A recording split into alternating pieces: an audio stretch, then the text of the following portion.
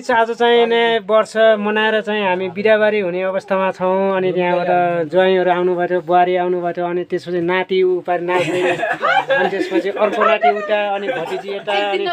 पुसै यतातिर हुनुहुन्छ अब त बिदाबारी हुने त होला होइन पुसै अब त बिदाबारी हुनु भनेको अब आफ्नो आफ्नो अब जागिरमा जाने एउटा केटाकेटी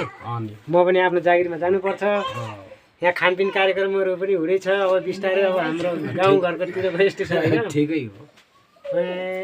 फेरि कुनै दिन अब समय मिलेपछि छुट्टी मिलेपछि आउनु होला है अनि के गर्ने अब नयाँ वर्ष अब समाप्त भएको बेला भइसक्यो अब मनाइसक्यो साँझ पख पनि भइसक्यो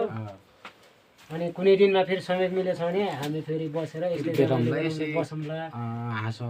मलाई त खुसी लाग्यो आज पुसे फुवाजु पनि आउनुभयो अनि त्यसपछि लिएर सबै आउनुभयो अनि फेरि धेरै दिनपछि चाहिँ भेट हुनु पाइयो आफन्तसँग खुसी लागेको छ ह्याप्पी न्यू इयर सबैले भन्न चाहन्छु अनि माया गरिदिनु होला लाइक गरिदिनु होला